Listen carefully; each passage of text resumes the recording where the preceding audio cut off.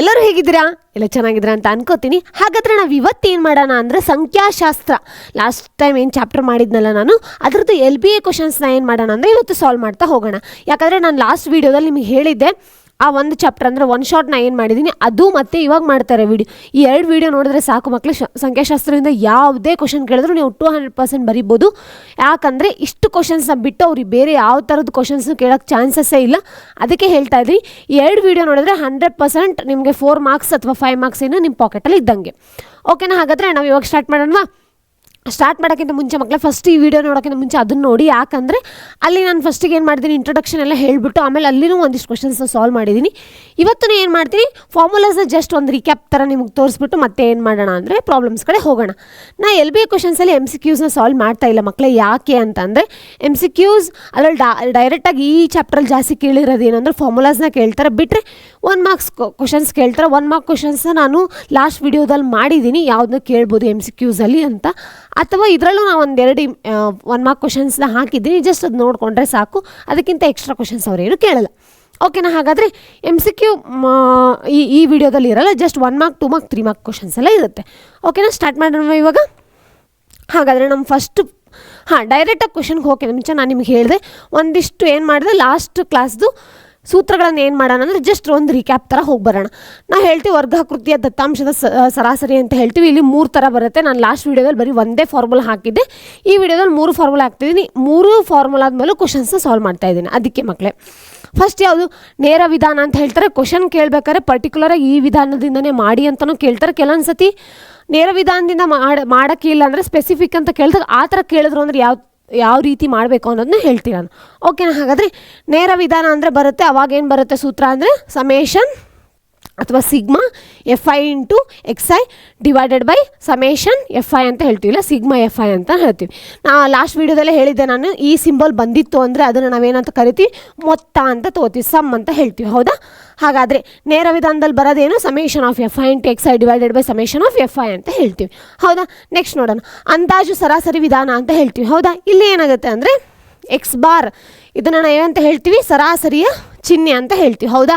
ಹಾಗಾದರೆ A plus D bar ಅಂತ ಹೇಳ್ತೀವಿ. ಡಿ ಬಾರ್ ಅಂದರೆ ಏನು?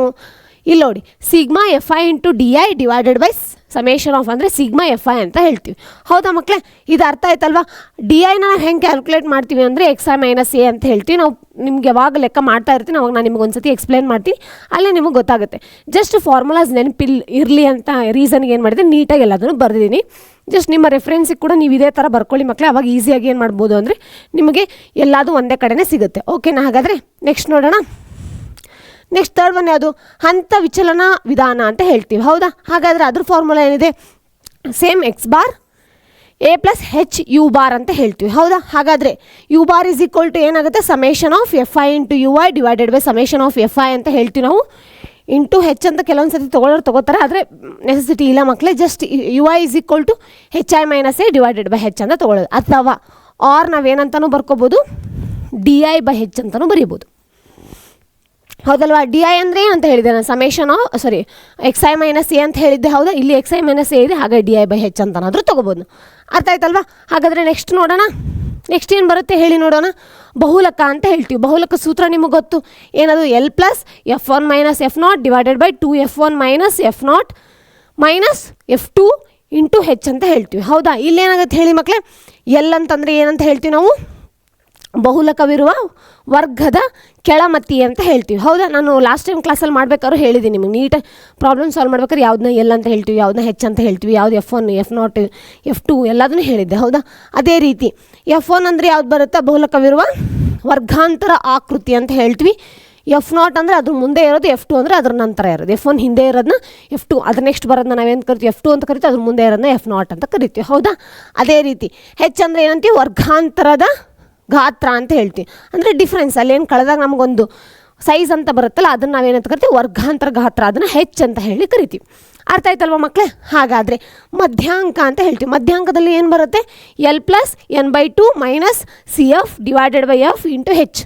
ಇಲ್ಲಿ ಏನಿದೆ L ಅಂದರೆ ಇಲ್ಲೇನು ಸೇಮ್ ಕರಿತೀವಿ ಅದನ್ನು ಕರಿತೀವಿ. N/2 ಅಂದರೆ ಟೋಟಲ್ ಎಷ್ಟು ನಂಬರ್ಸ್ ಇರುತ್ತೆ ಅದನ್ನು ಡಿವೈಡೆಡ್ ಬೈ 2 ಅಂತ ತೊಗೋತೀವಿ. ನೆಕ್ಸ್ಟ್ ಸಿ ಎಫ್ ಅಂದರೆ ಕ್ಯುಮ್ಯುಲೇಟಿವ್ ಫ್ರೀಕ್ವೆನ್ಸಿ, ಹೌದಾ. ಅದಾದಮೇಲೆ ಎಫ್ ಅಂದರೆ ಫ್ರೀಕ್ವೆನ್ಸಿ ಅಂತ ಹೇಳ್ತೀವಿ, ಹೆಚ್ ಅಂದರೆ ಸೇಮ್, ಹೆಚ್ ಮೇಲ್ಗಡೆ ಏನು ತೊಗೊಂಡಿದ್ದೀವಿ ಅದು ವರ್ಗಾಂತರದ ಗಾತ್ರ ಅಂತ ಹೇಳ್ತೀವಿ. ಅರ್ಥ ಆಯ್ತಲ್ವ ಮಕ್ಕಳೇ. ನೆಕ್ಸ್ಟ್ ನೋಡೋಣ, ಇನ್ನೊಂದು ಸೂತ್ರ ಹೇಳಿದ್ವಿ, ಏನದು 3 ಮಧ್ಯಾಂಕ = ಬಹುಲಕ ಪ್ಲಸ್ 2 ಸರಾಸರಿ ಅಂತ ಹೇಳಿದ್ದೇನೆ, ಹೌದಾ. ಈ ಸೂತ್ರ ತುಂಬಾ ಇಂಪಾರ್ಟೆಂಟ್ ಮಕ್ಕಳೇ, ಯಾಕಂದರೆ ಮೋಸ್ಟ್ 1 ಮಾರ್ಕ್ಸಿನ ಕ್ವಶನ್ ಏನಾದರೂ ನೀವು ಕೇಳಿದ್ರು ಅಂದರೆ ಈ ಸೂತ್ರದ ಮೇಲೂ ಕೇಳೋ ಚಾನ್ಸಸ್ ಇರುತ್ತೆ. ಹಾಗಾಗಿ ಈ ಸೂತ್ರನ ಏನು ಮಾಡಿಬಿಡಿ, ಮರೆಯೋಕ್ಕೆ ಹೋಗ್ಬೇಡಿ, ನೆನಪಲ್ಲಿ ಇಟ್ಕೊಳ್ಳಿ, ಆಯಿತಾ. ಹಾಗಾದರೆ ಕೆಲವೊಂದು ಸತಿ ರೇರ್ ಕೇಸಸಲ್ಲಿ ಏನಾಗುತ್ತೆ 2 ಮಾರ್ಕ್ಸಿಗೆ ಕೂಡ ಇದನ್ನ ಕೇಳೋ ಚಾನ್ಸಸ್ ಇರುತ್ತೆ. ಅರ್ಥ ಆಯ್ತಲ್ವಾ. ನೆಕ್ಸ್ಟ್ ಕ್ವಶನ್ ಹೋಗೋಣ ಹಾಗಾದರೆ. ಹಾಂ, ಫಸ್ಟ್ ಕ್ವಶನ್ 1 ಅಂಕದ್ದು, ಏನದು, ಒಂದು ಸರಣಿಯ ಮಧ್ಯಾಂಕವು ಸರಾಸರಿಗಿಂತ 3 ಹೆಚ್ಚಿಗಿದೆ, ಹಾಗಾದರೆ ಬಹುಲಕವನ್ನು ಸರಾಸರಿಗಿಂತ ಎಷ್ಟು ಹೆಚ್ಚಾಗಿದೆ ಅಂತ ಕೇಳಿದ್ದಾರೆ. ಹಾಗಾದರೆ ನಾನು ಲಾಸ್ಟ್ ಸೂತ್ರ ಹಾಕಿದ್ದಲ್ಲ ಆ ಸೂತ್ರದಿಂದ ಇದು ಮಾಡಬೇಕು, ಹೌದಾ ಮಕ್ಕಳೇ. ಹಾಗಾದರೆ ಮಾಡೋಣ ನಾವು. ಏನದು ಸೂತ್ರ, 3 ಮಧ್ಯಾಂಕ ಅಂತ ಹೇಳ್ತೀವಲ್ಲ ಪ್ಲಸ್, ಹೌದಾ. 1 ನಿಮಿಷ ಮಕ್ಕಳೇ, ಹೌದಾ.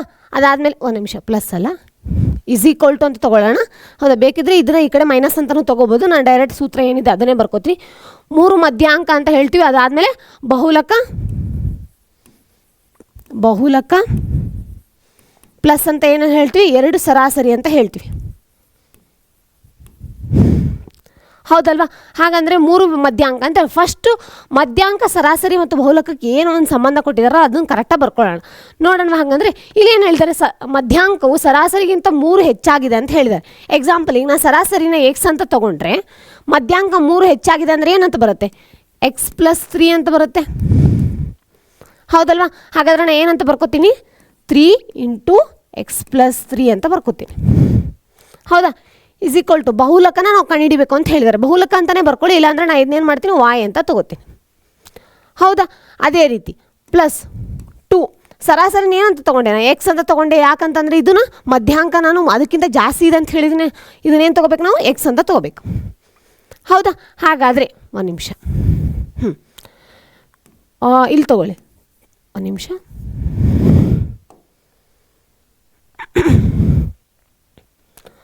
3 × x = 3x ಅಂತ ಹೇಳ್ತೀವಿ, 3 × 3 ಅಂದರೆ ಎಷ್ಟಿತ್ತು, 9 ಆಗುತ್ತೆ, = y + 2x ಅಂತ ಹೇಳ್ತೀರಾ, ಹೌದಲ್ವಾ. ಹಾಗಾದರೆ ಏನಾಗುತ್ತೆ ಇಲ್ಲಿ ನೋಡಿ, y = 2x ಪ್ಲಸ್ ಇದೆ, ಈ ಕಡೆ ಹೋದರೆ ಏನಾಗುತ್ತೆ ಮಕ್ಕಳೇ, ಮೈನಸ್ ಆಗುತ್ತೆ, ಹೌದಾ. ಹಾಗಾದರೆ ಏನಾಗುತ್ತೆ, 3x - 2x ಅಂದರೆ ಏನಾಗುತ್ತೆ, x ಬರುತ್ತೆ, x+9 ಅಂತ ಹೇಳಿದ್ವಿ, ಹೌದಲ್ವಾ. ಹಾಗಾದರೆ ಎಕ್ಸ್ ಅಂದರೆ ಏನಂತ ಹೇಳಿದ್ವಿ ನಾವು, ಸರಾಸರಿ ಅಂತ ಹೇಳಿದ್ವಿ. ಹಾಗಾದರೆ ಲಾಸ್ಟಿಗೆ ಏನು ಕೇಳಿದ್ವಿ, ಬಹುಲಕವು ಸರಾಸರಿಗಿಂತ ಎಷ್ಟು ಹೆಚ್ಚಾಗಿದೆ ಅಂತ ಕೇಳಿದ್ದಾರೆ. ಸರಾಸರಿಗಿಂತ ಎಷ್ಟು ಹೆಚ್ಚಾಗಿದೆ, ಇಲ್ಲಿ 9 ಹೆಚ್ಚಾಗಿದೆ ಅಲ್ವಾ, ಅದನ್ನೇ ಬರಿಬೇಕು. ಲಾಸ್ಟಿಗೆ ಇಷ್ಟು ಆನ್ಸರ್ ಬರೆದ್ಬಿಟ್ಟು ಏನಂತ ಬರಬೇಕು, ಬಹುಲಕವು ಸರಾಸರಿಗಿಂತ 9 ಹೆಚ್ಚಾಗಿದೆ ಅಂತ ಹೇಳಿದ್ರೆ ನಿಮ್ಗೆ ಅಲ್ಲಿಗೆ 1 ಮಾರ್ಕ್ಸ್ ಸಿಗುತ್ತೆ. ಅರ್ಥ ಆಯ್ತಲ್ಲ ಮಕ್ಕಳೇ, ಈ ಸೂತ್ರ ನೆನ್ಪಿಟ್ಕೋತೀರಲ್ಲ. ಓಕೆ, ಹಾಗಾದರೆ ಅದೇ ರೀತಿ ಬಹುಲಕ ಮತ್ತು ಸರಾಸರಿ ಕ್ರಮವಾಗಿ 7 ಮತ್ತು 8 ಅಂದರೆ ನೆಕ್ಸ್ಟ್ ಕ್ವಶನ್ ಹೇಳ್ತಾ ಇದ್ದೀನಿ, 7 ಮತ್ತು 8 ಆದರೆ ಮಧ್ಯಾಂಕವನ್ನು ಕಂಡುಹಿಡಿಯಿರಿ ಅಂತ ಹೇಳಿದ್ದಾರೆ. ಸೇಮ್ ಕ್ವಶನು, ಸೇಮ್ ಇದೇ ಫಾರ್ಮುಲಾನ ಯೂಸ್ ಮಾಡಿ, ಇದೇ ಸೂತ್ರನ ಯೂಸ್ ಮಾಡ್ಕೊಂಡು ಮಾಡಿ. ಇಲ್ಲೇನು ಮಾಡಿದ್ದಾರೆ ಅಂದರೆ ಬಹುಲಕ ಮತ್ತು ಸರಾಸರಿನ ಕೊಟ್ಟಿದ್ದಾರೆ, ಮಧ್ಯಾಂಕವನ್ನು ಕೇಳಿದ್ದಾರೆ. ಏನು ಮಾಡಬೇಕು ಹೇಳಿ, ಇಲ್ಲ ಅದನ್ನ 2 ನಂಬರ್ನ ಹಾಕ್ಬಿಟ್ಟು ಜಸ್ಟ್ ಕ್ಯಾಲ್ಕುಲೇಟ್ ಮಾಡಿ ಎಷ್ಟು ಆನ್ಸರ್ ಬರುತ್ತೆ ಅನ್ನೋದನ್ನ ಕಮೆಂಟ್ ಬಾಕ್ಸಲ್ಲಿ ತಿಳಿಸಿ. ಓಕೆನಾ ಮಕ್ಕಳೇ. ಹಾಗಾದರೆ ನೆಕ್ಸ್ಟ್ ಹೋಗೋಣ. ಏನದು ನೆಕ್ಸ್ಟು, ಹಾಂ, 2 ಅಂಕದ ಪ್ರಶ್ನೆಗಳು ಸ್ಟಾರ್ಟ್ ಆಗುತ್ತೆ. ಬರೀ 1 ಅಂಕದ ಪ್ರಶ್ನೆ ಯಾಕೆ 2 ಹಾಕಿದ್ದೀನಿ ಅಂದರೆ, ಮೋಸ್ಟ್ ನಾ ಎಲ್ಲ ಮಾಡಿದ್ರದ್ದು ಅಂದರೆ ಫಸ್ಟ್ ವೀಡಿಯೋದಲ್ಲಿ ಏನು ಮಾಡಿದ್ದೀನಿ ಅಲ್ಲಿ ಕೂಡ ನಾನು ಹೇಳಿದ್ದೀನಿ ಯಾವ್ದು 2 ಬರ್ಬೋದು. ಇಲ್ಲಾಂದರೆ ಏನು ಮಾಡ್ತಾರೆ ಮಕ್ಕಳು, ಜಾಸ್ತಿ ಸೂತ್ರನ ಕೇಳ್ತಾರೆ. ಎಕ್ಸಾಂಪಲ್ ಮಧ್ಯಾಂಕ ಸೂತ್ರ ಬರೀರಿ, ಬಹುಲಕ ಸೂತ್ರ ಬರೀರಿ ಅಂತ ಹೇಳ್ತಾರೆ. ಇಲ್ಲಾಂದರೆ ಸರಾಸರಿಲಿ 3 ಸೂತ್ರ ಇದೆಯಲ್ಲ, ಅದು ಅದರಲ್ಲೂ ನೇರ ವಿಧಾನ ಕೇಳಲ್ಲ, ಬಿಟ್ಟರೆ 2 ವಿಧಾನದಲ್ಲಿ ಯಾವ್ದಾದ್ರು ಒಂದು ಸೂತ್ರ ಬರೀರಿ ಅಂತ ಕೇಳ್ತಾರೆ. ಅದನ್ನು ಬಿಟ್ಟರೆ 1 ಮಾರ್ಕ್ಸ್ ಜಾಸ್ತಿ ಏನೂ ಕೇಳಲ್ಲ ಇಲ್ಲಿ, ಅದಕ್ಕೆ ನಾನು ಜಾಸ್ತಿ ಕ್ವಶನ್ಸ್ ಹಾಕಿಲ್ಲ. ಓಕೆನಾ. ಹಾಗಾದರೆ 2 ಅಂಕದ ಪ್ರಶ್ನೆ ಕೇಳೋಣ. ಏನದು, ಈ ಕೆಳಗಿನ ದತ್ತಾಂಶ ನೇರ ವಿಧಾನ ಬಳಸಿ ಸರಾಸರಿ ಕಂಡುಹಿಡಿಯಿರಿ ಅಂತ ಹೇಳಿದ್ರು. ಅವರೇ ಹೇಳ್ಬಿಟ್ಟಿದ್ದಾರೆ ನೇರ ವಿಧಾನ ಅಂತ. ನೇರ ವಿಧಾನ ಅಂದರೆ ಸೂತ್ರ ಏನು ಬರುತ್ತೆ ಅಂತ ಬರ್ಕೊಳ್ಳೋಣ ನಾವು. 1 ನಿಮಿಷ. ಸೂತ್ರ ಏನು ಬರುತ್ತೆ, σFi × xi / σFi ಅಂತ ಹೇಳ್ತೀವಿ, ಹೌದಲ್ವಾ ಮಕ್ಕಳೇ. ಹಾಗಾದರೆ ನಾವೇನು ಫಸ್ಟ್ ಏನು ಮಾಡ್ಕೋಬೇಕು ಹೇಳಿ, σFi × xi ಅಂದರೆ ಮೊತ್ತ, FI × xi ಮೊತ್ತ ಕಂಡುಹಿಡ್ಬೇಕು. ಅದಕ್ಕಿಂತ ಮುಂಚೆ xi ಏನಂದ್ರೆ ಕಂಡುಹಿಡ್ಕೋಬೇಕು ನಮಗೆ, ಯಾಕಂದರೆ ಆವೃತ್ತಿ ಅಂದರೆ ಇದನ್ನು ನಾವೇನು ತೊಗೋತೀವಿ, FI ಅಂತ ತೊಗೋತೀವಿ, ಹೌದಲ್ವಾ. ಅದೇ ರೀತಿ xi ನಾವು ಕಂಡುಹಿಡ್ಕೋಬೇಕಲ್ವಾ. ಎಕ್ಸೈನ ಹೆಂಗೆ ಕಂಡುಹಿಡ್ಬೇಕು ಹೇಳಿ, ಮೇಲ್ಮತಿ ಮತ್ತು ಕೆಳಮತಿ ಡಿವೈಡೆಡ್ ಬೈ 2 ಅಂತ ಮಾಡ್ತೀವಿ. ಹೌದಾ, ಮೇಲ್ಮತಿ ಪ್ಲಸ್ ಕೆಳಮತಿ ಅಂದರೆ ಎಷ್ಟಾಗುತ್ತೆ? 1 + 5 = 6. 6 ಡಿವೈಡೆಡ್ ಬೈ 2 ಅಂದರೆ ಎಷ್ಟಾಗುತ್ತೆ? 3.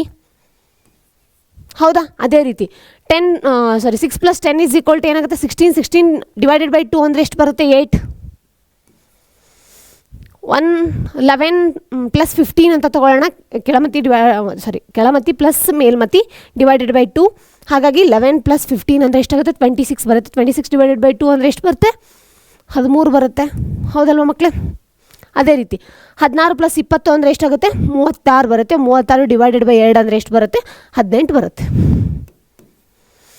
ಹೌದಲ್ವಾ? ಹಾಗಾದರೆ ನಮಗೇನಾಯಿತು? ಎಕ್ಸೈ ಸಿಕ್ತು. ಈಗ ನೆಕ್ಸ್ಟ್ ಏನು ಮಾಡ್ಬೇಕು ನಾವು? FI × XI ಮಾಡ್ಕೋಬೇಕು. ಹಂಗಂದ್ರೆ ನಾವು ಲಾಸ್ಟಿಗೆ ಏನು ಮಾಡ್ಬೋದು? ಮೊತ್ತನ ಕಂಡುಹಿಡಿಯೋಕ್ಕಾಗೋದು. ಹಾಗಾದರೆ ಇದನ್ನು ಮಾಡೋಣ. ಇವಾಗ FI ಮತ್ತು XI ಏನು ಮಾಡೋಣ? ಗುಣಾಕಾರ ಮಾಡ್ಕೊಳ್ಳೋಣ. 3 ಎಳ್ಳೆ ಎಷ್ಟಾಗುತ್ತೆ? 6. ಹೌದಲ್ವಾ? 8 × 3 = 24. 13 × 4 = 52. 18 × 1 = 18. ಹೌದಲ್ವ ಮಕ್ಕಳೇ? ನೋಡಿ, ಇವಾಗ ಏನು ಮಾಡ್ತೀನಿ ಅಂದರೆ ಉಷ್ಟ್ರದ್ದು ಮೊತ್ತ ತೊಗೋತೀನಿ. ಈಗ ಇದನ್ನಿಷ್ಟು ಏನು ಮಾಡೋಣ? ಕೂಡ್ಸೋಣ. 8 + 2 ಅಂದರೆ 10. 10 + 4 ಅಂದರೆ 14. 14 + 6 ಅಂದರೆ ಎಷ್ಟಾಗುತ್ತೆ? 20 ಬರುತ್ತೆ. ಹೌದಾ? ನೆಕ್ಸ್ಟ್ 2 1 3 3 1 5 ಅಂದರೆ 8. 8 2 ಅಂದರೆ 10 ಬಂತು. ಎಷ್ಟು ಬಂತು? 100 ಬಂತು. ಅದೇ ರೀತಿ ಇದನ್ನೇನು ಮಾಡಬೇಕು? ಇದನ್ನು ಕೂಡ ಏನು ಮಾಡ್ಕೋಬೇಕು? ಕೂಡಿಸ್ಕೋಬೇಕು. ಯಾಕಂದರೆ ಕೆಳಗಡೆ ಏನು ಕೊಟ್ಟಿದ್ದಾರೆ? ಸಿಗ್ಮಾ FI ಅಂತ ಹೇಳಿದಾರಲ್ವಾ? ಹಾಗಾದರೆ ಇದನ್ನು ಕೂಡ ಏನು ಮಾಡ್ಕೋಬೇಕು? ಕೂಡಿಸ್ಕೋಬೇಕು. ಏನು ಬರುತ್ತೆ? 2 + 3 5 ಆಗುತ್ತೆ. 5 + 4 ಅಂದರೆ 9. 9 + 1 ಅಂದರೆ 10 ಆಗುತ್ತೆ. ಹೌದಲ್ವಾ? ಇದಾದಮೇಲೆ ನಾವೇನು ಬರೀಬೇಕು? ನೇರ ವಿಧಾನ ಸರಾಸರಿ ಸೂತ್ರ ಬರೀಬೇಕು. X bar = FI × XI divided by ಏನಾಗುತ್ತೆ? ∑FI ಅಂತ ಹೇಳ್ತೀರಾ. ಹೌದಾ? ಹಾಗಾದರೆ ಇದು ಎಷ್ಟು ಬಂದಿದೆ ಉತ್ತರ? 100 ಡಿವೈಡೆಡ್ ಬೈ ಇದೆಷ್ಟಿದೆ? 10. ಉತ್ತರ ಏನು ಬರುತ್ತೆ? 10 ಬರುತ್ತೆ. ಅರ್ಥ ಆಯ್ತಲ್ವ? ಸರಾಸರಿ ಎಷ್ಟಾಗಿರುತ್ತೆ? 10 ಆಗಿರುತ್ತೆ ಅಂತ ಹೇಳುವು. ಇಷ್ಟು ಮಾಡಿದ್ರೆ ಏನು ಬರುತ್ತೆ? ನಿಮಗೆ 2 ಅಂಕ ಸಿಗುತ್ತೆ. ಅರ್ಥ ಆಯ್ತಲ್ವ ಮಕ್ಕಳೇ? ನೆಕ್ಸ್ಟ್ ನೋಡೋಣ. ಹಾಗಾದರೆ ಏನದು? ಈ ಕೆಳಗಿನ ದತ್ತಾಂಶದ ಅಂದಾಜು ಸರಾಸರಿ 62.5 ಎಂದು ಪರಿಗಣಿಸಿ ಕೋಷ್ಟವನ್ನು ಪೂರ್ಣಗೊಳಿಸಿ ಅಂತ ಹೇಳಿದ್ದಾರೆ. ನೋಡಿ, ಇಲ್ಲೇನು ಮಾಡಿದ್ದಾರೆ ಅಂದರೆ ಅವರು ಅಂದಾಜು ಸರಾಸರಿ ಅಂತ ಹೇಳಿದ್ದಾರೆ. ಅಂದಾಜು ಸರಾಸರಿ ಡೈರೆಕ್ಟ್ ಅವರು ಕೇಳಿದ್ದಾರೆ ಅಂದರೆ ನಮ್ಮ ಸೂತ್ರ ಬರ್ಕೊಂಡ್ಬಿಡ್ಬೇಕು. ಏನದು ಸೂತ್ರ? ಇಲ್ಲಿ ಬರೀಲ್ಲ. X ಬಾರ್ = ಹೌದಾ? ಒಂದು ನಿಮಿಷ. A + D ಬಾರ್ ಅಂತ ಹೇಳ್ತೀವಿ. ಹೌದಾ? D ಬಾರ್ ಅಂದರೆ ಏನು ತೊಗೊಂಡಿದ್ದೆ ನಾನು? ಒಂದು ನಿಮಿಷ. XI - A ಇದ್ರದ್ದು ಸಮೇಷನ್ ತೊಗೋಬೇಕಲ್ಲ? ಒಂದು ನಿಮಿಷ. D bar = ∑FI × DI divided by sigma FI ಅಂತ ಹೇಳ್ತೀರಾ. ಹೌದಲ್ವಾ? DI ಅಂದರೆ ಏನಂತ ನಾನು ಆವಾಗಲೇ ಬರೆದಿದ್ದೆ. ಏನದು? XI - A ಅಂತ ಹೇಳಿದ್ದೆ. ಹೌದಾ? ಹಾಗಾದರೆ ನೋಡೋಣ. ಫಸ್ಟ್ ಏನು ಮಾಡಬೇಕು? XIನ ಕಂಡು ಹಿಡ್ಕೊಳ್ಳೋಣ. ಏನದು XI? ಫಸ್ಟು ಹೆಂಗೆ ಮಾಡ್ತೀವಿ ಹೇಳಿ? ಕೆಳಮತಿ ಪ್ಲಸ್ ಮೇಲ್ಮತಿ ಡಿವೈಡೆಡ್ ಬೈ 2. 25 + 10 ಅಂದರೆ ಎಷ್ಟಾಗುತ್ತೆ? 35. 35 ಡಿವೈಡೆಡ್ ಬೈ 2 ಎಷ್ಟಾಗುತ್ತೆ? 17.5 ಆಗುತ್ತೆ. ಹೌದಾ? ಅದೇ ರೀತಿ ನೆಕ್ಸ್ಟ್ ನೋಡೋಣ. ಏನದು? 40 + 25 ಅಂದರೆ ಎಷ್ಟಾಗುತ್ತೆ? 65. 65 ಡಿವೈಡೆಡ್ ಬೈ 2 ಅಂದರೆ ಎಷ್ಟು ಬರುತ್ತೆ? 32.5. ಹೌದಲ್ವಾ? ನೆಕ್ಸ್ಟ್ 40 + 55 ಅಂದರೆ ಎಷ್ಟಾಗುತ್ತೆ? 95 ಬರುತ್ತೆ. 95 ಡಿವೈಡೆಡ್ ಬೈ 2 ಅಂದರೆ ಎಷ್ಟು ಬರುತ್ತೆ? 47.5. ಅದೇ ರೀತಿ ಒಂದು ನಿಮಿಷ, ಪಾಯಿಂಟ್ಸ್ ಕಾಣಿಸ್ತಾ ಇಲ್ಲ ಅಂದರೆ ಚೂರು ದುಡ್ದಾಗಿಡ್ತೀನಿ. ಓಕೆನಾ ಮಕ್ಕಳೇ? ನೆಕ್ಸ್ಟು 55 + 70 ಅಂದರೆ ಎಷ್ಟಾಗುತ್ತೆ? 125. 125 ಡಿವೈಡೆಡ್ ಬೈ 2 ಅಂದರೆ ಎಷ್ಟು ಬರುತ್ತೆ? 62.5 ಅಂತ ಹೇಳ್ತೀವಿ. ಹೌದಲ್ವಾ?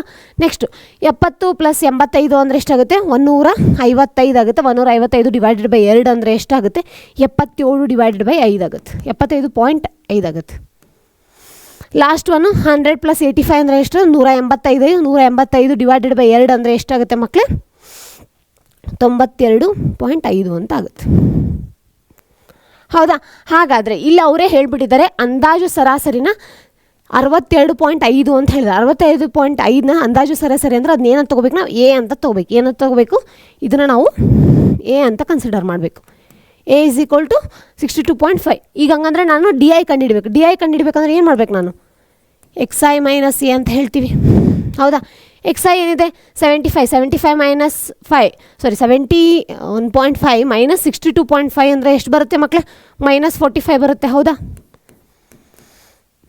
ಅದೇ ರೀತಿ ನೆಕ್ಸ್ಟ್ ಏನಾಗುತ್ತೆ ಹೇಳಿ, 32.5 ಮೈನಸ್ 62.5 ಅಂದರೆ ಎಷ್ಟು ಬರುತ್ತೆ, -30 ಬರುತ್ತೆ. ಒಂದು ಸತಿ ನೀವು ಬೇಕಾದ್ರೆ ಕಳೆದು ನೋಡಿ ನೀಟಾಗಿ, ನಿಮ್ಗೆ ಅರ್ಥ ಆಗಬೇಕಾದ್ರೆ ಇಲ್ಲೊಂದು ಸೈಡ್ ಮಾಡ್ತೀನಿ. 17.5 ಮೈನಸ್ 62.5 ಕಳೆದಾಗ ಎಷ್ಟು ಬರುತ್ತೆ, -45 ಬರುತ್ತಲ್ಲ, ಚೆಕ್ ಮಾಡಿ ನೋಡಿ ಜಸ್ಟ್ ಆಯಿತಾ. ಅದೇ ರೀತಿ ಎಷ್ಟದು 47.5 ಮೈನಸ್ 62.5 ಅಂದರೆ -15 ಬರುತ್ತೆ. 62.5 ಮೈನಸ್ 62.5 ಅಂದರೆ 0 ಬರುತ್ತೆ. ಸೇಮ್ 77.5 ಮೈನಸ್ 62.5 ಅಂದರೆ 15 ಬರುತ್ತೆ. 92.5 ಮೈನಸ್ 62.5 ಅಂದರೆ ಎಷ್ಟು ಬರುತ್ತೆ, 30 ಬರುತ್ತೆ. ಅರ್ಥ ಆಯ್ತಲ್ವಾ? ಹಾಗಾದರೆ ನಾವೆಷ್ಟು ಏನು ಕಂಡುಹಿಡಬೇಕು ಇವಾಗ, DI, ಒಂದು ನಿಮಿಷ, DI into FIನ ಕಂಡುಹಿಡ್ಕೋಬೇಕು.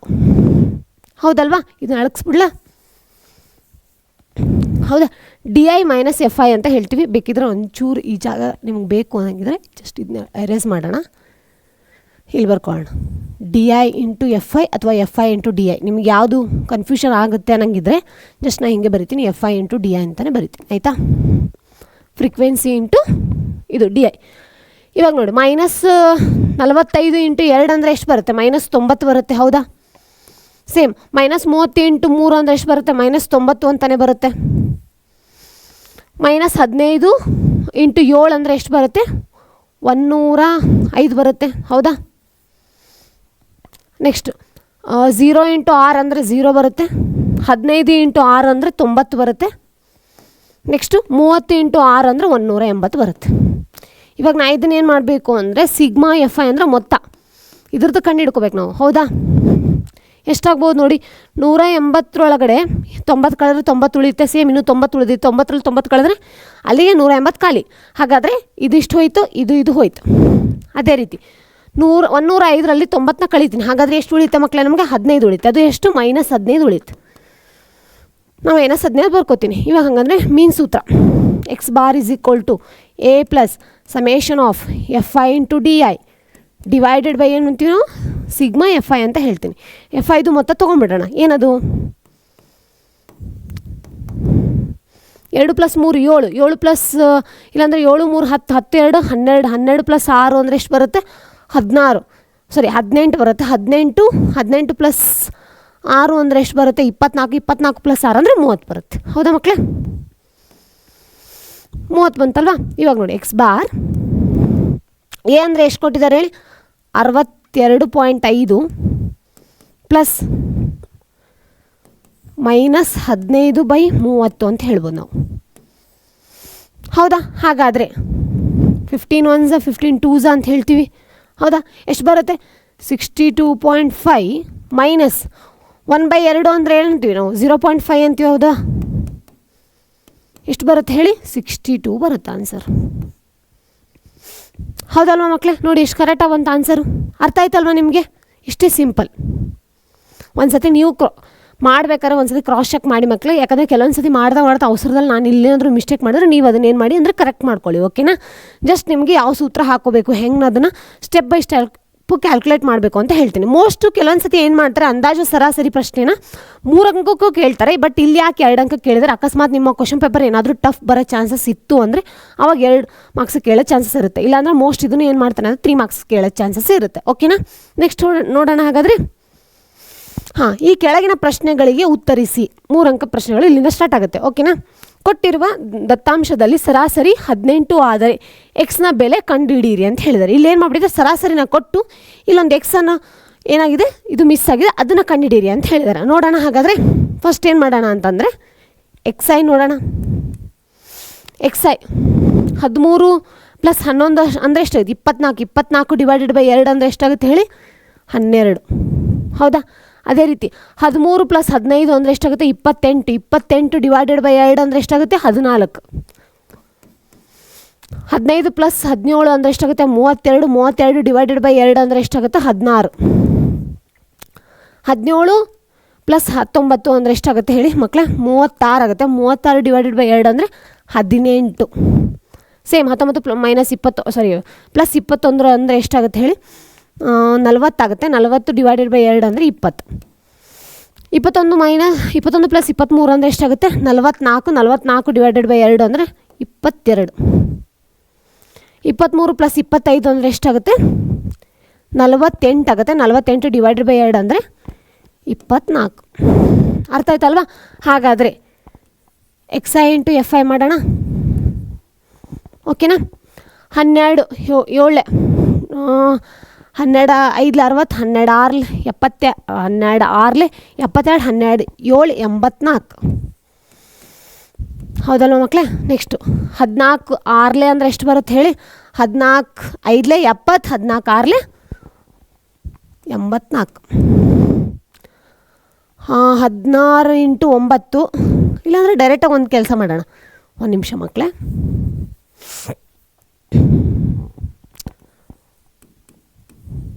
X I into F I ಅಂತೀವಲ್ಲ. ಓಕೆ, 12 7 84 14 6 84.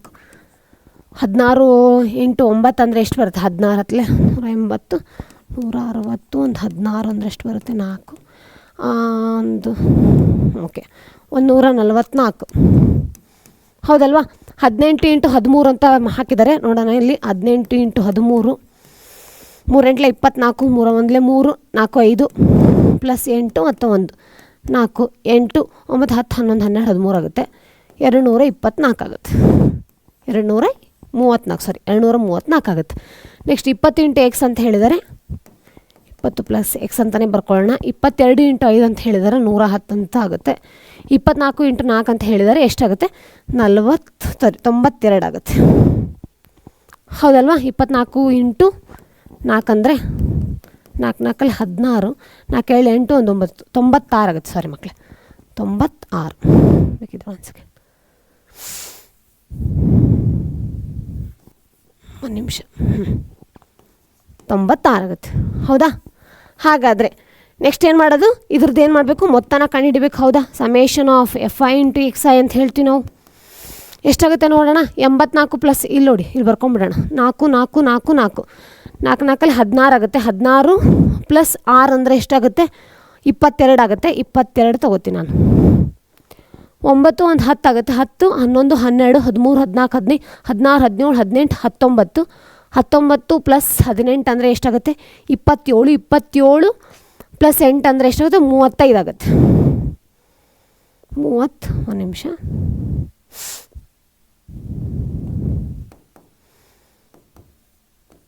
35 ಅಲ್ವಾ? 35 3 ಇಲ್ಲಿ ಬರ್ದಿದ್ದೀನಿ. 3 4 5 6 7 8 852. ಒಂದು ನಿಮಿಷ. 3 ಒಂದು ನಿಮಿಷ 3 4 5 6 7 ಆಗುತ್ತೆ ಅನಿಸುತ್ತೆ. ಇನ್ನೊಂದು ಸತಿ ಕೂಡ್ಸೋಣ.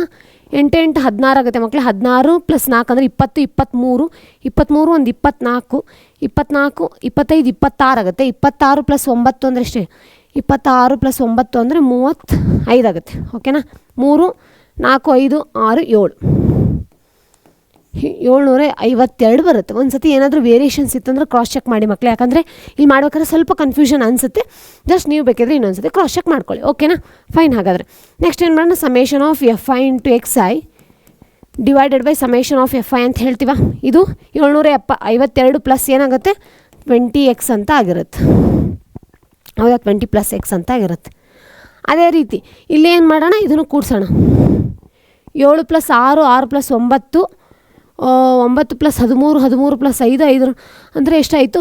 20 20 ಮತ್ತು 26 26 26 ಒಂದು 30 30 35 35 36 37 38 39 40 41 42 43 44 ಪ್ಲಸ್ ಎಕ್ಸ್ ಅಂತ ಹೇಳ್ತೀವಿ. ಹೌದಾ?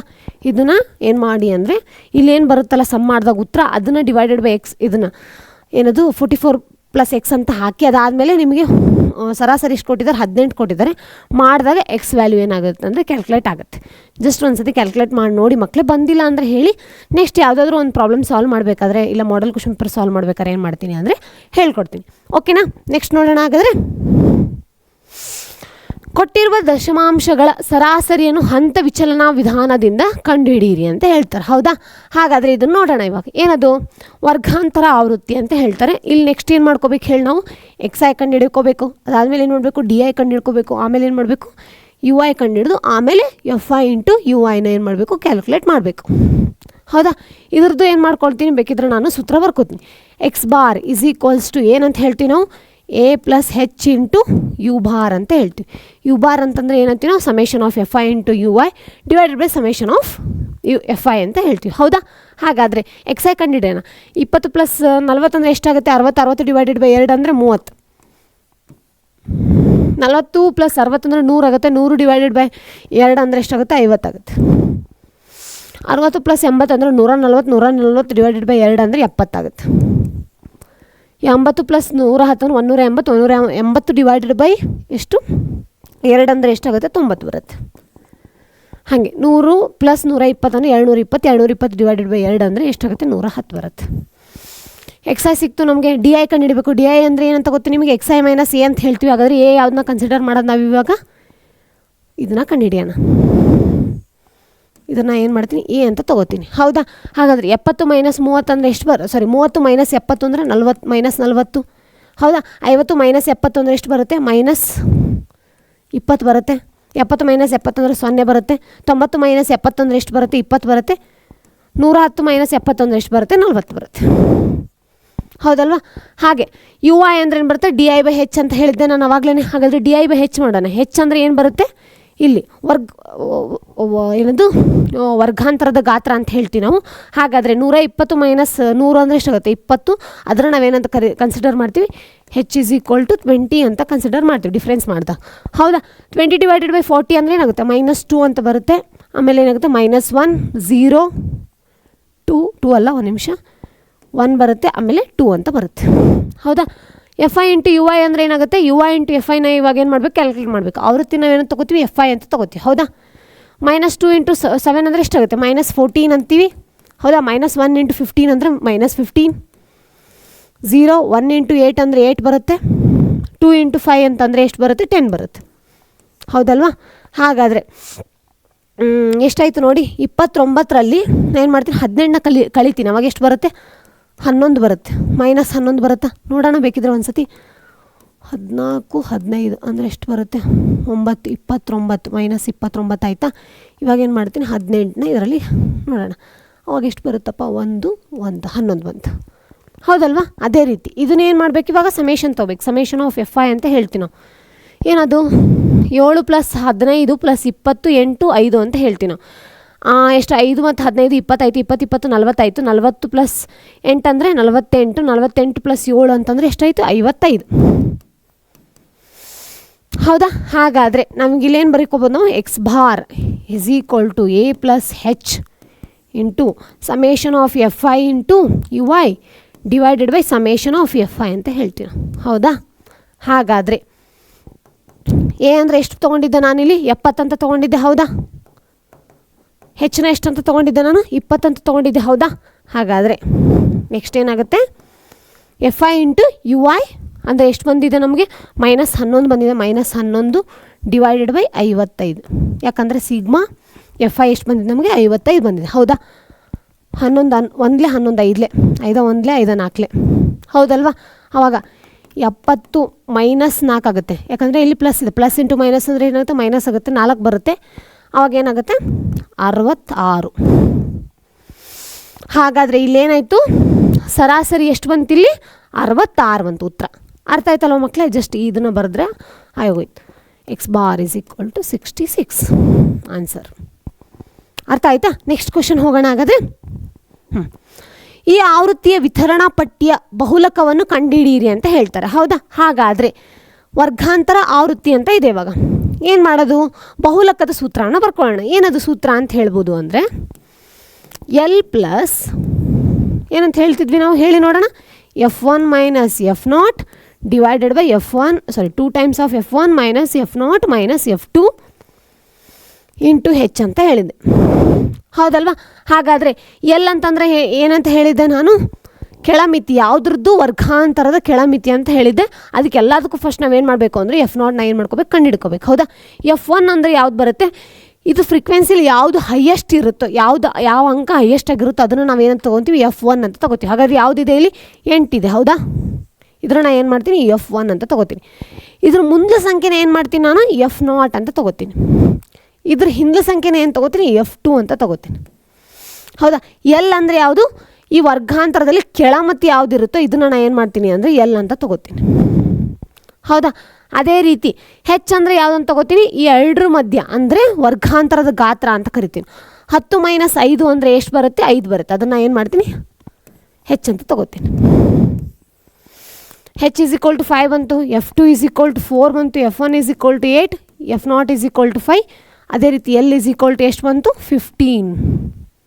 ಹೌದಾ, ಹಾಗಾದರೆ ಡೈರೆಕ್ಟ್ ಏನು ಮಾಡೋಣ ಸೂತ್ರದಲ್ಲಿ ಹಾಕೋಣ. ಇವಾಗ ನೋಡೋಣ. ಎಲ್ ಪ್ಲಸ್ ಇದನ್ನು ಬೇಕಾದ್ರೆ ಅಳಿಸ್ಬಿಡ್ತೀನಿ. F1 minus F0 divided by 2 times of F1 minus F0 minus F2 into H ಅಂತ ಹೇಳ್ತೀವಿ. ಹೌದಾ, ಹಾಗಾದರೆ ಎಲ್ ಅಂದರೆ ಎಷ್ಟು ಬರುತ್ತೆ 15 ಪ್ಲಸ್ F1 ಅಂದರೆ ಎಷ್ಟು ಬರುತ್ತೆ 8, F0 ಅಂದರೆ 5 ಡಿವೈಡೆಡ್ ಬೈ 2 ಇಂಟು F1 ಅಂದರೆ ಎಷ್ಟು ಬರುತ್ತೆ 16 ಬರುತ್ತೆ. 16 ಮೈನಸ್ 5 ಮೈನಸ್ 4 ಇಂಟು ಹೆಚ್ ಅಂದರೆ ಎಷ್ಟು ಬರುತ್ತೆ 15 ಬರುತ್ತೆ. ಸಾರಿ, ಹೆಚ್ ಅಂದರೆ ಎಷ್ಟು ಬರುತ್ತೆ 5 ಬರುತ್ತೆ. ಹೌದಲ್ವಾ, ಹಾಗಾದರೆ 15 ಪ್ಲಸ್ 8 ಮೈನಸ್ 5 ಅಂದರೆ ಎಷ್ಟು ಬರುತ್ತೆ 3 ಬರುತ್ತೆ. ಹೌದಾ, 16 ಮೈನಸ್ 5 ಅಂದರೆ ಎಷ್ಟು ಬರುತ್ತೆ ನಿಮಗೆ 11. 11 ಮೈನಸ್ 4 ಅಂತಂದರೆ ಎಷ್ಟು ಬರುತ್ತೆ 8. ಹೌದಲ್ವಾ, 11ರಲ್ಲಿ ಎಷ್ಟು ತೆಗಿಬೇಕು ನಾನು ಇವಾಗ 4 ತೆಗಿಬೇಕಲ್ವ. ಹಾಗಾದರೆ ಎಷ್ಟು ಬರುತ್ತೆ 7 ಬರುತ್ತೆ ಇಂಟು 5. ಹೌದಾ, ಹಾಗಾದರೆ 15 ಪ್ಲಸ್ 15/7 ಅಂತ ಬರೀಬೋದು. ಅಂದರೆ 5 3 15 ಅಂತ ತೊಗೊಂಡಿದ್ದೀನಿ. ಆಯಿತಾ, ಅಕಸ್ಮಾತ್ ಏನಾದರೂ ಕ್ಯಾಲ್ಕುಲೇಷನ್ ಸ್ವಲ್ಪ ಆಚೆ ಈಚೆ ಇದ್ದರೆ ನೋಡ್ಕೊಂಡು ಕರೆಕ್ಷನ್ ಮಾಡ್ಕೊಳ್ಳಿ. ಅರ್ಥ ಆಯ್ತಲ್ವ ಮಕ್ಕಳೇ? ನೋಡಿ, ಇಷ್ಟೇ ಇದೆ ಆನ್ಸರ್. ಇದನ್ನು ಬೇಕಿದ್ರೆ ಇನ್ನೊಂದು ಸತಿ ನೀವೇನು ಮಾಡ್ಬೋದು ಲಸ ತೊಗೊಂಡು ಆಮೇಲೆ ಅದನ್ನು ನೀವು ಫೈನಲ್ ಆನ್ಸರ್ ಕೂಡ ಏನು ಮಾಡ್ಬೋದು ಬರಿಬೋದು. ದಶಮಾಂಶದಲ್ಲಿ ಬರುತ್ತೆ ಅನಿಸುತ್ತೆ, ಆ ಥರನೇ ಬರಿಬೋದು. ಅರ್ಥ ಆಯ್ತಲ್ವಾ? ನೆಕ್ಸ್ಟ್ ನೋಡೋಣ. ಓಕೆ, ಆ ಆವೃತ್ತಿಯ ವಿತರಣಾ ಪಟ್ಟಿಯ ಮಧ್ಯಾಂಕವನ್ನು ಕಂಡುಹಿಡಿಯಿರಿ ಅಂತ ಹೇಳಿದ್ದಾರೆ. ಹೌದಾ, ಹಾಗಾದರೆ ವರ್ಗಾಂತರ ಆವೃತ್ತಿ ಇಲ್ಲೇನು ಕಂಡುಹಿಡಬೇಕು ಮಧ್ಯಾಂಕವನ್ನು ಕಂಡುಹಿಡಬೇಕು. ಹಾಗಾದ್ರೆ ಮಧ್ಯಾಂಕ ಸೂತ್ರ ಏನು ಬರುತ್ತೆ ಹೇಳಿ ನೋಡೋಣ. L plus n/2 minus CF divided by F into H ಅಂತ ಹೇಳ್ತೀರಿ. ಹೌದಲ್ವಾ, ಹಾಗಾದರೆ ನಾವೇನು ಮಾಡಬೇಕು ಫಸ್ಟು CFನ ಕಂಡುಹಿಡಬೇಕು. CF ಫಸ್ಟ್ ಏನು ಮಾಡಿದೆ ನಾನು ಇಲ್ಲಿ CF 4 ಇತ್ತು, ಇಲ್ಲಿ ಏನು ಬರುತ್ತೆ 4 ಬರುತ್ತೆ. ಹೌದಾ, ಅದಾದಮೇಲೆ ನೆಕ್ಸ್ಟ್ ಏನು ಬರುತ್ತೆ 4 + 5 ಅಂದರೆ ಎಷ್ಟು ಬರುತ್ತೆ 9. 9 + 10 ಅಂದರೆ 19. 19 + 5 ಅಂದರೆ 24. 24 + 6 ಅಂದರೆ 30. ಅದೇ ರೀತಿ ಇದನ್ನು ನಾನು ಏನು ಮಾಡ್ತೀನಿ ಎನ್ ಅಂತ ತೊಗೋತೀನಿ. ಅಂದರೆ ಎಲ್ಲದರದ್ದು ಮೊತ್ತ ಏನು ಬರುತ್ತಲ್ಲ ಅದನ್ನು ನಾನು ಎನ್ ಅಂತ ತೊಗೋತೀನಿ. 4 + 5 ಅಂದರೆ 9. 9 + 10 ಅಂದರೆ 19. 19 + 5 ಅಂದರೆ 24. 24 + 6 ಅಂದರೆ 30. ಅರ್ಥ ಆಯ್ತಲ್ವಾ? ಹಾಗಾದರೆ ಇವಾಗ ಏನು ಮಾಡಬೇಕು, ನಮಗೆ ಎಲ್ ಬೇಕಾಗಿದೆ. ಫಸ್ಟ್ ನಮ್ಗೆ ಏನು ಮಾಡಬೇಕು, ಇವಾಗ 30 ಬಂದಿದೆಯಲ್ಲ, ಇದನ್ನು ಏನು ಮಾಡ್ತೀನಿ ಅಂದರೆ n/2 ಮಾಡ್ತೀನಿ. n/2 ಅಂದರೆ ಎಷ್ಟಾಗುತ್ತೆ 30 ಡಿವೈಡೆಡ್ ಬೈ 2 ಅಂತ ಬರುತ್ತೆ. ಅವಾಗ ಏನು ಬರುತ್ತೆ ಉತ್ತರ ನಮಗೆ 15 ಬರುತ್ತೆ. ಹೌದಾ, ಹಾಗಾದರೆ ಆ 15 ಯಾವುದು ಒಂದು ಏನು ಬರುತ್ತೆ ವರ್ಗಾಂತರದಲ್ಲಿ ಬರುತ್ತೆ ಅಂತ ಫಸ್ಟ್ ಚೆಕ್ ಮಾಡ್ಕೋಬೇಕು. ಇವಾಗ ನೋಡಿ 9ಕ್ಕಿಂತ 15 ಏನಾಯಿತು ದೊಡ್ಡದಾಯ್ತು. ಹಾಗಾದರೆ ಏನು ಬರುತ್ತೆ ಇದಕ್ಕಿಂತ ಕೆಳಗಡೆದ್ರಲ್ಲೇ ಬರುತ್ತೆ. 19ಕ್ಕಿಂತ ಏನಾಯಿತು ಚಿಕ್ಕದಾಯ್ತು. ಹಾಗಾದರೆ ಬರುವ ವರ್ಗಾಂತರದ ಮಧ್ಯಾಂಕ ಯಾವುದ್ರೊಳಗಿರುತ್ತೆ ಇಷ್ಟರಲ್ಲೇ ಇರುತ್ತೆ. ಅರ್ಥ ಆಯ್ತಲ್ವಾ? ಹಾಗಾದರೆ ಇದನ್ನೇನು ಮಾಡ್ತೀನಿ ಅಂದರೆ ನಾನು ಎಫ್ ಅಂತ ತೊಗೋತೀನಿ. ಇದ್ರ ಮೇಲ್ಗಡೆ ಅಂದರೆ ಇದ್ರದ್ದು ಏನು ಮೇಲ್ಗಡೆ ಇರುತ್ತೆ ಇದನ್ನು ನಾನು CF ಅಂತ ತೊಗೋತೀನಿ. ಅರ್ಥ ಆಯ್ತಲ್ವಾ? ಎಲ್ ಅಂದರೆ ಯಾವ್ದು ತೊಗೋತೀನಿ ಕೆಳಮತಿ ಸೇಮ್ 25. ಇದನ್ನು ಎಲ್ ಅಂತ ತೊಗೋತೀನಿ. ಹೌದಾ, ಅದೇ ರೀತಿ ಹೆಚ್ ಅಂದರೆ ಏನಂತ ತೊಗೋತೀನಿ ನಿಮ್ಗೆ ಆಲ್ರೆಡಿ ಡಿಫ್ರೆನ್ಸ್ ಮಾಡಬೇಕು ಅಂತ ಹೇಳಿದ್ದೆ ನಾನು. ಹೌದಾ, ಹಾಗಾದರೆ 20 - 15 ಯಾವುದಾದ್ರೂ ಒಂದು ತೊಗೊಳ್ಳಿ ಸೇಮ್ ಇರುತ್ತೆ. ಅವಾಗ ಏನು ಬರುತ್ತೆ H = 5 ಅಂತ ಬರುತ್ತೆ. ಹೌದಾ, ಹಾಗಾದರೆ ಒಂದು ಕಡೆ ಎಲ್ಲ ಬರ್ಕೊಳ್ಳೋಣ ನೀಟಾಗಿ ಸೂತ್ರ ಎಲ್ಲದನ್ನು ನೋಡಿ. ಸೂತ್ರ ಬರ್ಕೋತೀನಿ ಇವಾಗ L plus n/2 minus CF into F divided by F into H ಅಂತ ಹೇಳ್ತೀವಿ. ಹೌದಾ, ಇಲ್ಲಿ ಬರಿಲ್ಲ ನಾನು. ಎಲ್ = ಎಷ್ಟು 25, H = 5, n/2 = 15. 13 ಡಿವೈಡೆಡ್ ಬೈ 2 ಅಂತ ಹೇಳ್ತೀವಿ ನಾವು. ಅದೇ ರೀತಿ CF = 9, F = 10. ಅರ್ಥ ಆಯ್ತಲ್ವಾ? ನೆಕ್ಸ್ಟ್ ಹಾಗಾದರೆ ಎಲ್ ಅಂದರೆ ಎಷ್ಟು ಬರುತ್ತೆ 25 ಪ್ಲಸ್ n/2 ಅಂದರೆ ಎಷ್ಟು ಬರುತ್ತೆ 15 ಮೈನಸ್ CF ಅಂದರೆ ಎಷ್ಟು ಬರುತ್ತೆ 9 ಬರುತ್ತೆ. ಎಫ್ ಅಂದರೆ ಎಷ್ಟು ಬರುತ್ತೆ 10 ಬರುತ್ತೆ. ಅದೇ ರೀತಿ ಹೆಚ್ ಈಸ್ ಈಕ್ವಲ್ಸ್ ಟು ಏನಾಗುತ್ತೆ ನೋಡಿ ಮಕ್ಕಳೇ 5 ಆಗುತ್ತೆ. ಹೌದಲ್ವಾ, ಅರ್ಥ ಆಯ್ತಲ್ವಾ? ಹಾಗಾದರೆ 25 15 ಮೈನಸ್ 9 ಅಂದರೆ ಎಷ್ಟು ಬರುತ್ತೆ? ಒಂದು 6 ಬರುತ್ತಲ್ವ. 6/10 ಇಂಟು 5, 5 ಒಂದಲೇ 5 ಎರಡಲೇ 2 ಒಂದಲೇ 2 ಮೂರಲೇ ಆಗುತ್ತೆ. 25 ಪ್ಲಸ್ 3 ಅಂದರೆ ಎಷ್ಟು ಆಯ್ತು? 28 ಬರುತ್ತೆ. ಅರ್ಥ ಆಯ್ತಲ್ವ ಮಕ್ಕಳೇ? ನೋಡಿ ಎಷ್ಟು ಈಸಿಯಾಗಿದೆ. ನೆಕ್ಸ್ಟ್ ಕ್ವಶನ್ ಹೋಗೋಣ. ಏನು, ಕೆಳಗೆ ನೀಡಿರುವ ವಿತರಣಾ ಮಧ್ಯಾಂಕವು 28.5 ಆಗಿದ್ದರೆ ಎಕ್ಸ್ ಮತ್ತು ವಾಯ್ಗಳ ಬೆಲೆಯನ್ನು ಕಂಡುಹಿಡಿಯಿರಿ ಅಂತ ಹೇಳಿದ್ದಾರೆ. ಸೇಮ್ ಆವಾಗಲೇ ನಾವು ಒಂದು ಎಕ್ಸ್ ಟರ್ಮ್ ಕೊಟ್ಬಿಟ್ಟು ಕೇಳಿದ್ರಲ್ಲ, ಅದೇ ಥರ ಕೇಳಿದರೆ ಇಲ್ಲಿ ಏನು ಮಾಡಿದರೆ ಮಧ್ಯಾಂಕನ ಕೊಟ್ಟಿದ್ದಾರೆ, ಎಕ್ಸ್ ಮತ್ತು ವೈ ಎರಡನ್ನು ಕೇಳಿದ್ದಾರೆ. ನೋಡೋಣ ಹಾಗಿದ್ರೆ. ಓಕೆ, ಫಸ್ಟ್ ಏನು ಮಾಡ್ಬೇಕು ನಾವು? ಸಿ ಎಫ್ನ ಕಂಡುಹಿಡಬೇಕು. ಯಾಕಂದ್ರೆ ನಿಮಗೆ ಸೂತ್ರ ಗೊತ್ತಿ ಏನದು? L + n/2 - CF / F × H ಅಂತ ಹೇಳಿದೆ. ಈ ಜಸ್ಟ್ ಬರ್ದಿದ್ನಲ್ವ ನಾನು, ಅದೇ ಸೂತ್ರ ಹಿಂದಿನ ಲೆಕ್ಕದಲ್ಲಿ ಬರ್ದಿದ್ನಲ್ಲ ಅದೇ. ಸಿ ಎಫ್ ಕಂಡುಹಿಡಬೇಕು. ಹಾಗಾದರೆ ಏನಾಗುತ್ತೆ? ಇಲ್ಲಿ 5 ಬರುತ್ತೆ. ನೆಕ್ಸ್ಟ್ ಏನು ಬರುತ್ತೆ? 5 + x 5 + x × 20 ಅಂದರೆ 25 + x 25 + x ಅಂದರೆ ಇದೆಷ್ಟು ಬರುತ್ತೆ? 40 + x. ನೆಕ್ಸ್ಟ್ ಏನು ಬರುತ್ತೆ? 40 + x + y. ಹೌದಾ? ಅದೇ ರೀತಿ ನೆಕ್ಸ್ಟ್ ಏನು ಬರುತ್ತೆ? 45 + x + y. ಹೌದಾ? ಹಾಗಾದರೆ ಒಟ್ಟು ಅವ್ರು ಏನು ಕೊಟ್ಟಿದ್ದಾರೆ? 60 ಕೊಟ್ಟಿದ್ದಾರೆ. ಇಲ್ಲಿ ಒಂದು ಇಕ್ವೇಷನ್ನ ನಾವು ತೊಗೋಬೋದು, ಜಸ್ಟ್ ಅದನ್ನ ಆಮೇಲೆ ಹೇಳ್ತೀನಿ. ನೆಕ್ಸ್ಟ್ ಏನು ಮಾಡೋಣ ಅಂತಂದರೆ ಎಕ್ಸ್ ಆ್ಯಂಡ್ ವೈ ವ್ಯಾಲ್ಯೂನ ಕಂಡುಹಿಡಬೇಕು. ಇವಾಗ ನಾವು ಏನು ಮಾಡೋದು? ಸೂತ್ರ ಹಾಕೋಣ. n/2 ಅಂದರೆ ಯಾವ್ದು ತೊಗೋಬೋದು ನಾವು? 1 ನಿಮಿಷ. ಇವಾಗ 60 ಇದೆ ಅಲ್ವಾ? 60 / 2 ಅಂದರೆ ಎಷ್ಟು ಬರುತ್ತೆ? 30 ಅಂತ ಬರುತ್ತೆ. ಅಕಸ್ಮಾತ್ ಇದು ಕಂಡುಹಿಡಿಯೋಕೆ ನಿಮಗೆ ಕಷ್ಟ ಆಗುತ್ತೆ. ಯಾಕಂದರೆ ಈಗ ಅಕಸ್ಮಾತು 25 + 2 ಇತ್ತಂದರೆ ಇದ್ರನ್ನ ಇಲ್ಲಾದರೂ ಬರ್ಬೋದು, ಇಲ್ಲ 25 + 8 ಇತ್ತಂದರೆ ಇಲ್ಲಾದರೂ ಬರ್ಬೋದು. ಹಾಗೆ ಕನ್ಫ್ಯೂಷನ್ ಆಗುತ್ತೆ. ಜಸ್ಟ್ ಏನು ಮಾಡಿ ಅಂದರೆ ಲಾಸ್ಟ್ ಕ್ವಶನಲ್ಲಿ ನಾನು ನಿಮ್ಗೆ ತೋರಿಸ್ತೀನಿ. ಇವಾಗ 28 ಬಂತಲ್ಲ, ಆ 28 25 ಮತ್ತು 30 ಮಧ್ಯದಲ್ಲಿರುವ ಸಂಖ್ಯೆನೇ ಹೌದಾ? ಮಧ್ಯಾಂಕ. ಹಾಗಾದರೆ ಈಗ ನೆಕ್ಸ್ಟ್ ಬರೋ ಉತ್ತರ ಅಂದರೆ ಈ ಕೊಟ್ಟರೆ ಮಧ್ಯಾಂಕ 28.5 ಅಂತ ಇದೆಯಲ್ಲ, ಅದು ಕೂಡ ಏನಾಗಿರಬೇಕು ಅಂದರೆ ಯಾವ ಒಂದು ವರ್ಗಾಂತರ ಇರುತ್ತೋ ಅದ್ರ ಮಧ್ಯದಲ್ಲೇ ಇರಬೇಕು. ಹಾಗಾದರೆ ಯಾವ ವರ್ಗದಲ್ಲಿ ಬರ್ಬೋದು ಅದು? ಈ ಎಕ್ಸಾಂಪಲ್ 20ರಿಂದ 30 ಅಂತ ಹೇಳಿದ್ದಾರೆ. ಹೌದಾ? ಹಾಗಾದರೆ 28 ಬರ್ಬೋದಾ? ಯಾಕಂದರೆ 20ಕ್ಕಿಂತ ದೊಡ್ಡದಾಗಿ ಇದೆ, 30ಕ್ಕಿಂತ ಸಣ್ಣದಾಗಿದೆ. ಹಾಗಾದರೆ ಏನು ಬರ್ಬೋದು? ಈ ಬಾಕ್ಸಲ್ಲಿ ಬರ್ಬೋದು. ಅರ್ಥ ಆಯ್ತಲ್ವಾ? ಹಾಗಾದರೆ ಎಲ್ಲಿ ಯಾವುದಾಗುತ್ತೆ? ಇದಾಗುತ್ತೆ. 20 ಎಷ್ಟಾಗುತ್ತೆ? ಎಲ್ಲಾಗುತ್ತೆ. ಹೌದಾ? ಇಲ್ಲಿ ನೋಡಿ ಬರ್ಕೊಂಡ್ಬಿಡ್ತೀನಿ ಒಂದು ಕಡೆ. L = ಏನಾಯಿತು? 20 ಆಯಿತು. ಹೌದಾ? H = ಏನಾಯಿತು? 30 - 20 ಅಂದರೆ ಎಷ್ಟಾಗುತ್ತೆ? 10 ಆಗುತ್ತೆ. ಹೌದಾ? ನೆಕ್ಸ್ಟ್ ಏನಾಗುತ್ತೆ? ಇದನ್ನು F ಅಂತ ತಗೋತೀನಿ ನಾನು. F = 20. CF = 5 + x. ಹೌದಾ? ಹಾಗಾದರೆ ಇನ್ನೇನು ಬೇಕಪ್ಪ ನಮಗೆ? ಇನ್ನೇನಿಲ್ಲ, ಎಲ್ಲ ಸಿಕ್ತಲ್ವಾ? n/2 ಅಂದರೆ ಆಬ್ವಿಯಸ್ಸು ನಾವು 30 ಅಂತ ಸಿಕ್ಕಿದೆ. ಇವಾಗ ನಾನು ಏನು ಮಾಡ್ತೀನಿ ಅಂದರೆ ಸೂತ್ರದಲ್ಲಿ ಹಾಕ್ತೀನಿ. ಏನದು? L ಅಂದರೆ ಎಷ್ಟಪ್ಪ? 20 ಪ್ಲಸ್ ಬ್ರ್ಯಾಕೆಟಲ್ಲಿ n/2 ಅಂದರೆ ಎಷ್ಟು ಬರುತ್ತೆ? 30 ಬರುತ್ತೆ. 30 ಬರೀತೀನಿ. ಮೈನಸ್ CF ಅಂದರೆ ಎಷ್ಟು ಬಂದಿದೆ? 5 + x ಅಂತ ಹೇಳ್ತೀವಿ. ಬ್ರ್ಯಾಕೆಟಲ್ಲಿ ಬರ್ಕೊಳ್ಳಿ, ಯಾಕಂದರೆ ಎರಡಕ್ಕೂ ಅನ್ವಯ ಆಗುತ್ತದು. ಅದಾದಮೇಲೆ F ಅಂದರೆ ಎಷ್ಟು ಬಂತು? 20 ಅಂತ ಬಂತು, ಅದನ್ನು ಬರ್ಕೋತೀನಿ. ಇಂಟು H ಅಂತ ಹೇಳಿದ್ವಿ. ಇಂಟು H ಅಂದರೆ ಎಷ್ಟು ಬರುತ್ತೆ? 10.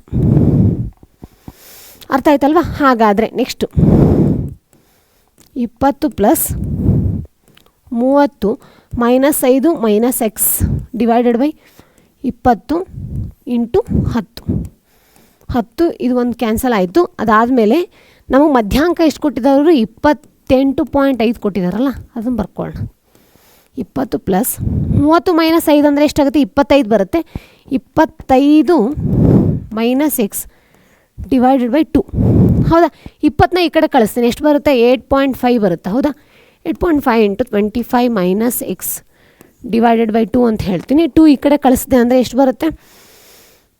8 7 16 16 ಅಂದರೆ 17 ಬರುತ್ತೆ. 17 = 25 - x ಅಂತ ಬರುತ್ತೆ. x = 25ರಲ್ಲಿ 17 ತೆಗೆದ್ವಿ ಅಂದರೆ 8 ಅಂತ ಬರುತ್ತೆ. ಹೌದಾ? ಎಕ್ಸ್ ವ್ಯಾಲ್ಯೂ ಎಷ್ಟು ಸಿಕ್ತು ನಮಗೆ? 8 ಸಿಕ್ತು. ಹಂಗಂದ್ರೆ ಇವಾಗ ನಮ್ಗೆ ಇನ್ನೊಂದು ವ್ಯಾಲ್ಯೂ ಏನು ಬೇಕು? ವೈ ಬೇಕು. ಯಾಕಂದರೆ ಎಕ್ಸ್ ಮತ್ತು ವೈನ ಬೆಲೆ ಅಂತ ಹೇಳಿದ್ದಾರೆ. ಹೌದಾ? ಹಾಗಾದರೆ ನಾವು ಇನ್ನೊಂದು ಇಕ್ವೇಷನ್ ತೊಗೋಬೇಕು. ಹೇಗೆ ತೊಗೊಳ್ಳೋದು ನೋಡೋಣ.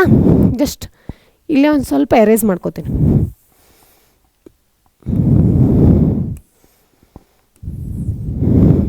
ಹೌದಲ್ವಾ? ಹಾಗಾದರೆ ಇಲ್ಲಿ ನೋಡಿ,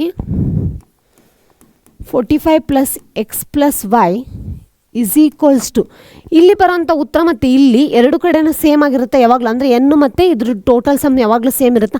ಹಾಗಾದರೆ ಎಷ್ಟಾಗಿರಬೇಕು? ಅದು 60 ಆಗಿರಬೇಕು. ಹೌದಲ್ವಾ? ಹಾಗಾದರೆ X plus Y is equal to 60 minus 45 ಅಂದರೆ ಎಷ್ಟು ಬರುತ್ತೆ? 15 ಬರುತ್ತೆ, ಹೌದಾ? ಅದೇ ರೀತಿ ಎಕ್ಸ್ ವ್ಯಾಲ್ಯೂ ಎಷ್ಟು ಬಂದಿದೆ ಇಲ್ಲಿ? 8 ಬಂದಿದೆ. ಹಾಗಾದರೆ 8 plus Y is equal to 15 ಅನ್ಬೋದು. Y is equal to 15 minus 8.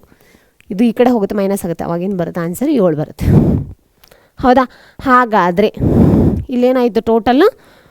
y is equals to 7, x is equals to 8. ಅರ್ಥ ಆಯ್ತಲ್ವಾ ಮಕ್ಕಳೇ? ನೋಡಿ ಎಷ್ಟು ಸಿಂಪಲ್ ಆಗಿದೆ. ಜಸ್ಟ್ ಮಧ್ಯದಲ್ಲಿ ಯಾವ್ದಾದ್ರು ಕ್ಯಾಲ್ಕುಲೇಷನ್ ಸ್ವಲ್ಪ ಮಿಸ್ಟೇಕ್ ಆಗಿತ್ತು ಅಥವಾ ಏನಾರ ಆಗಿತ್ತು ಅಂದರೆ ಜಸ್ಟ್ ನೀವೇ ಒಂದ್ಸತಿ ಕ್ರಾಸ್ ಚೆಕ್ ಮಾಡ್ಕೊಳ್ಳಿ. ಮಾಡ್ತಾ ನಿಮ್ಗೆ ಗೊತ್ತಾಗುತ್ತೆ ಮಕ್ಕಳೇ.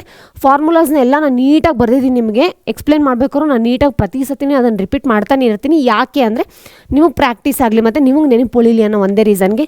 ನೀವು ಪ್ರತಿ ಸತಿ ಬರಿಬೇಕಾದ್ರೆ ಏನು ಮಾಡಬೇಡಿ, ಫಾರ್ಮುಲಾ ಗೊತ್ತು ಅಂತ ಸ್ಕಿಪ್ ಮಾಡೋಕ್ಕೆ ಹೋಗ್ಬೇಡಿ, ಬರೀರಿ, ಪ್ರಾಬ್ಲಮ್ ಇಲ್ಲ. ಬರೆದಷ್ಟು ಏನಾಗುತ್ತೆ, ಪ್ರಾಕ್ಟೀಸ್ ಆಗುತ್ತೆ ನಿಮ್ಗೆ. ಓಕೆನಾ? ಹಾಗಾದರೆ ಮತ್ತೆ ನೆಕ್ಸ್ಟ್ ವೀಡಿಯೋದಲ್ಲಿ ಸಿಗೋಣ. ಬಾಯ್ ಮಕ್ಕಳೇ, ಥ್ಯಾಂಕ್ ಯು.